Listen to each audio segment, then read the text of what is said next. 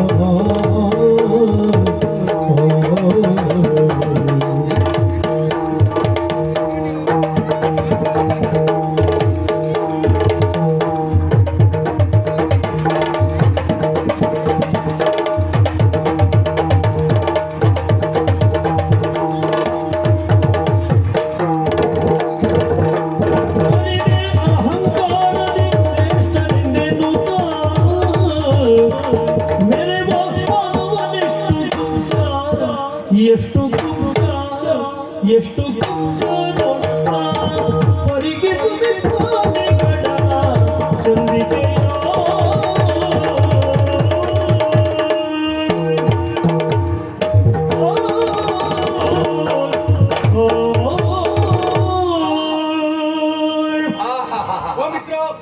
ಎಷ್ಟು ಸಂತೋಷ ಆಗ್ತಾ ಉಂಟು ಈ ವಾತಾವರಣ ಅಲ್ವೇನೋ? ಹೌದೌದು. ಕತ್ತೆತ್ತಿ ಕಣ್ಣರಳಿಸಿ ಕಂಡ್ರೆ ನಮ್ಮ ದೃಷ್ಟಿಯನ್ನ ಮಿಕ್ಕಿ ಮೀರಿ ಸಮುದ್ರ ರಾಜ ಬೋರ್ಗರಿತಾ ಇದ್ದಾನೆ. ಅನುಮಾನವೇ ಇಲ್ಲ ಅಲ್ವಾ?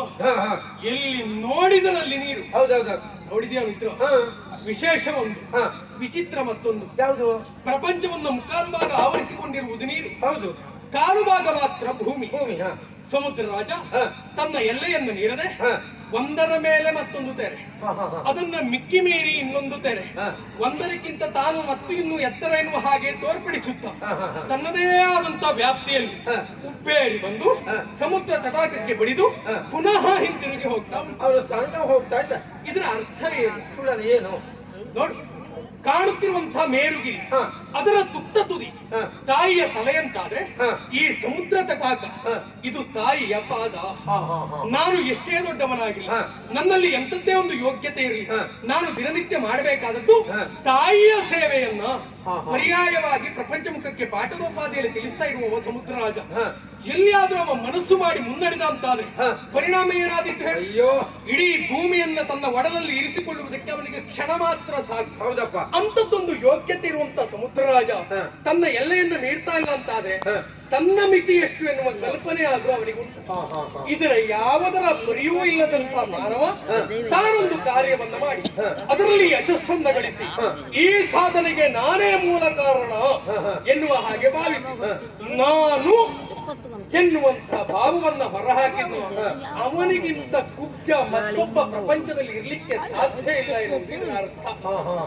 ಯಾವತ್ತು ವ್ಯಕ್ತಿ ನಾನು ಎನ್ನುವುದನ್ನ ಬಿಡ್ತಾನೋ ಆಗ ಅವ ಬಹಳ ಎತ್ತರಕ್ಕೆ ಏರುವುದಕ್ಕೆ ಸಾಧ್ಯ. ಸರಿ.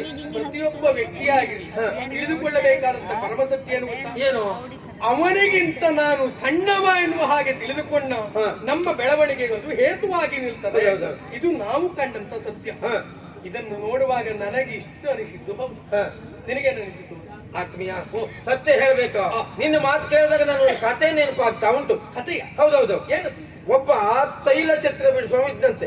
ನನ್ನನ್ನು ನೋಡಿದ್ರೆ ನನ್ನ ಹಾಗೆ ಬಿಡಿಸುವುದು, ನಿನ್ನನ್ನು ನೋಡಿದ್ರೆ ನಿನ್ನ ಹಾಗೆ ಬಿಡಿಸುವುದು. ಹೌದೇನೋ? ಹೌದೌದು.